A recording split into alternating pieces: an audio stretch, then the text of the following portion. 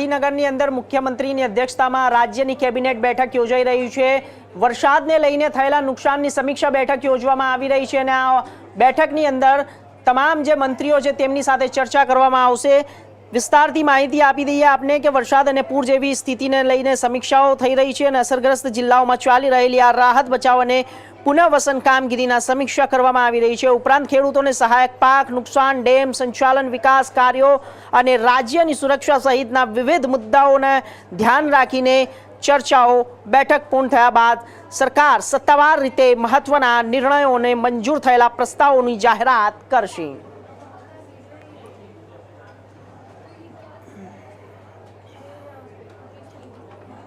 आपने जणावी दीए कि गांधीनगर में मुख्यमंत्री की अध्यक्षता में राज्य कैबिनेट की महत्वपूर्ण बैठक योजाई रही है। बैठक में कैबिनेट मंत्रीओ, राज्य मंत्रीओ और विविध विभागों सचिवों हाजर रहा है।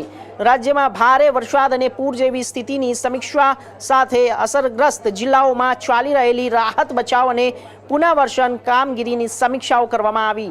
उपरांत खेडूतोने सहायक पाक नुकसान, डेम संचालन, विकास कार्यों और राज्यनी सुरक्षा सहितना विविध मुद्दाओं पर चर्चा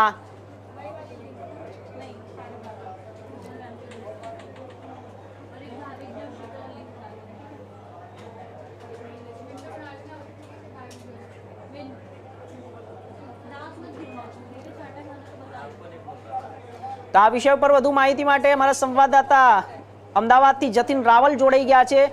જતીન, શું છે અત્યારે માહિતી મળી રહી છે? જ્યારે મુખ્યમંત્રીની અધ્યક્ષતામાં કેબિનેટ મંત્રી, સચિવો, તમામ મંત્રીઓ હાજર રહી ચૂક્યા છે અને આ બેઠકની અંદર શું સમીક્ષા થઈ રહી છે, કેવા પ્રકારની વાતો થઈ રહી છે અને શું આગળ નીકળીને આવશે કે તંત્ર જ્યારે પૂર જેવી સ્થિતિઓને લઈને શું વિચારી રહી છે, કેટલા લોકોને આનાથી રાહત મળશે અને કયા પ્રકારના પેકેજો પૂરા પાડવામાં આવ્યા છે? તંત્ર તરફથી જે કામગીરી બજાવવામાં આવી રહી છે તે કામગીરી કેટલી સકારાત્મક તરફ જઈ રહી છે? જતીન,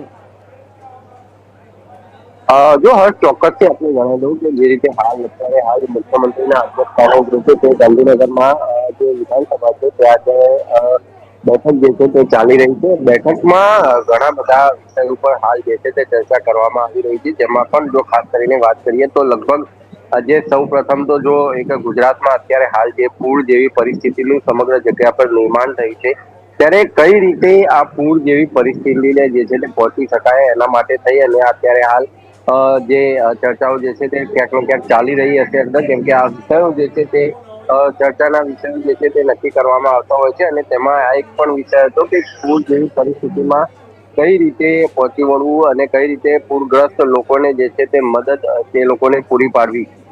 હજુ પણ હર્ષ, ચોક્કસથી આપણે જણાવી દઉં કે હજુ પણ અત્યારે હાલ વરસાદ જે છે તે તેને ક્યાંક ને ક્યાંક વિરામ લીધો છે, પરંતુ હજુ પણ એવા ઘણા બધા વિસ્તારો છે કે જ્યાં હજુ પણ પાણી જે છે તે ભરાયેલ કે સાણંદની જો વિરમગામની તે ઉપરાંત જે છે તે ઉપરાંત વિસ્તારો છે પણ જે ભરાયેલા છે। ધોળકા છે, ધંધુકા છે, ધોલેરા છે, આવા બધા ઘણા બધા વિસ્તારોમાં હજુ પણ જે છે તે પાણી ભરાયેલા છે। ત્યારે આ તમામ વિસ્તારોમાં કઈ રીતે લોકો સુધી મદદ જે છે તે પહોંચાડી શકાય તે મુદ્દા ઉપર જે છે તે ચર્ચા કરવામાં આવશે। સાથે સાથે જે રીતે જે જળપ્રલય જે અહીંયા કહી શકાય કે આવ્યું હતું ગુજરાતમાં 23 તારીખથી લઈ અને 25-26 તારીખ સુધીમાં જે વરસાદ પડ્યો છે, જે વરસાદે જે પોતાનું જે કહી શકાય કે તાંડવ બતાવ્યું છે અને તેના લીધે ઘણા બધા લોકોના ઘરોમાં પાણી ઘૂસી ગયા છે, ખેતરોમાં પાણી ફરી વળ્યા છે, પાક સંપૂર્ણ રીતે નાશ પામી ચૂક્યા છે।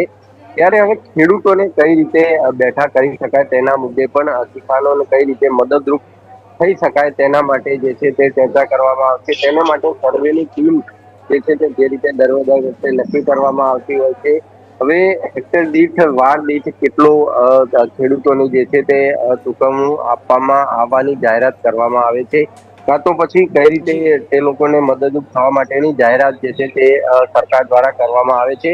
તે કેબિનેટની મીટિંગ અત્યારે હાલ ચાલી રહી છે, પૂરી થાય ત્યારે એ સમગ્ર માહિતી બ્રીફિંગમાં જે છે તે બહાર આવી શકશે, પરંતુ અત્યારે હાલ એ વિષય ઉપર ચર્ચા જે છે ક્યાંક ને ક્યાંક ચાલી રહી છે। તે ઉપરાંત પણ જે રીતે જે જળાશયો છે, જે સરોવરો છે, જે ડેમ છે તેની અંદર પાણી પાણી જે આવક જે ઊભી થઈ છે તેને કઈ રીતે તેનું સંચાલન કરવું, કેટલું પાણી છોડવું, કેટલું પાણી હજુ સંચાલિત કરવું, એ તમામ વિષયો ઉપર પણ જે છે તે ક્યાંક ને ક્યાંક જે બેઠકમાં જે છે તે આ ચર્ચા થવાની પૂરેપૂરી સંભાવના જે છે તે હાલ રહેલી છે.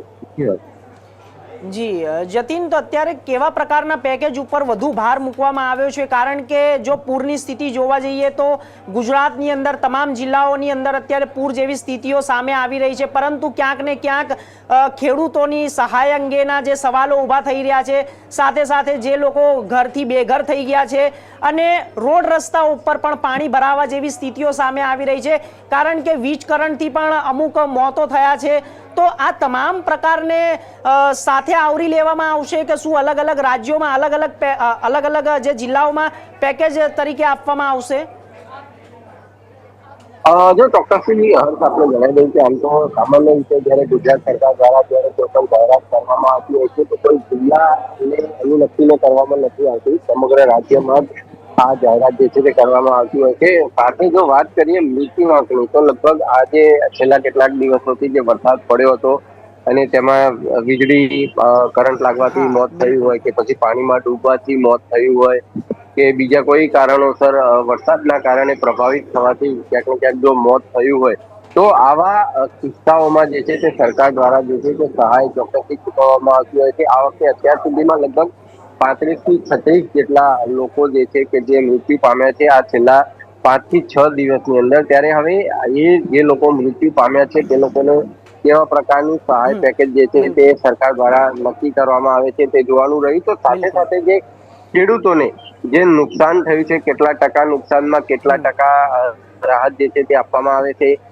કેટલું કે ક્યાં સુધીની રાહત જે છે તે ખેડૂતોને આપવામાં આવશે અને ક્યાં સુધીમાં તે લોકોને રાહત મળી જશે, ક્યાંથી શરૂઆત થશે સર્વેની અને ક્યાં સુધીમાં સર્વે ખતમ કરી દેવામાં આવશે અને ક્યાં સુધી ખેડૂતોને તેમના ખાતામાં સીધું ચૂકવણું જે છે તે કરવામાં આવે છે. તમામ પ્રકારની માહિતી જે છે તે કેબિનેટના બ્રીફિંગની અંદર જે છે તે કેબિનેટ પ્રવક્તા મંત્રી દ્વારા આપવામાં આવી શકે છે. જી જતીન, તો જેવી રીતે કે સુરતની અંદર પણ અત્યારે હાલ સ્થિતિ ભયજનક બની હતી અને ચારેકોર જળબંબાકાર જેવી સ્થિતિ નોંધાઈ હતી, પરંતુ જે કેશડોલની સુવિધાઓ હતી તે કેશડોલની સુવિધા જે છે અલગ અલગ તાલુકાઓમાં જશે કે ખાલી સુરત માટે રહેશે? બેઠકની અંદર આ તો વિષયનો વાત છે, પરંતુ શું આ દરેક જિલ્લાઓ માટે લાગુ થશે?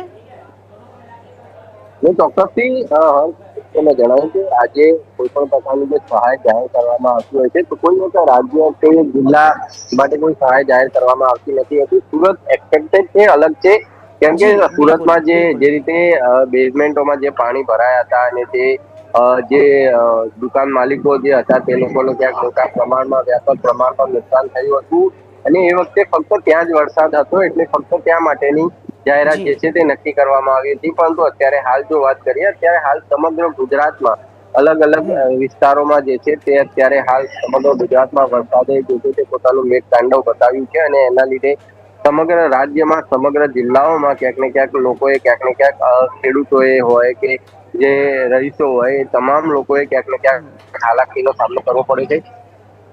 જો વાત કરીએ તો અમદાવાદમાં પણ જે બોપલકુમા, સિલર જેવા જે વિસ્તારો છે ત્યાં હજુ પણ લોકોના ઘરોમાં કેટલી જગ્યા પર પાણી ભરાયેલા છે. સાણંદમાં છે, વિરમગામમાં છે, જે વિરમગામ ધોળકા હાઈવે છે તે બંધ કરી દેવામાં આવેલો છે. ધોળકા બગોદરા હાઈવે છે તે અત્યારે હાલ બંધ કરી દેવામાં આવેલો છે. ધોલેરાનો હાઈવે છે તે પણ ક્યાંક ને ક્યાંક પાણી ભરાયેલા છે. જોકે અત્યારે હાલ ક્યાંય રેસ્ક્યુ કરવું પડે તેવી કોઈ પરિસ્થિતિ નથી. તમામ લોકોને લગભગ સ્થળાંતરિત જે છે તે કરી દેવામાં આવેલા છે. પરંતુ એ લોકોના ઘરોમાં જે પાણી ભરાયા છે, તે લોકોના ઘરોમાં જે નુકસાન થયું છે એ તમામ પ્રકારનું નુકસાન જે છે તે સર્વે કર્યા બાદ ખબર પડી શકે કે કોના ઘરમાં કેટલું નુકસાન થયું છે અને સર્વે થયા બાદ જે છે તે સહાય જે છે તે જાહેર કરવામાં સરકાર તરફથી આવી શકે છે. જી ચોક્કસથી જતીન, તમે નજર બનાવીને રાખજો કે આજની બેઠકમાં શું શું નિર્ણય લેવામાં આવ્યા છે અને કયા પ્રકારની ચર્ચાઓ થઈ છે અને કયા પ્રકારના સહાય પેકેજો આપવામાં આવશે. તમામ માહિતીઓ ઉપર તમે નજર રાખશો. આપનો ખૂબ ખૂબ આભાર માહિતી આપવા માટે જતીન.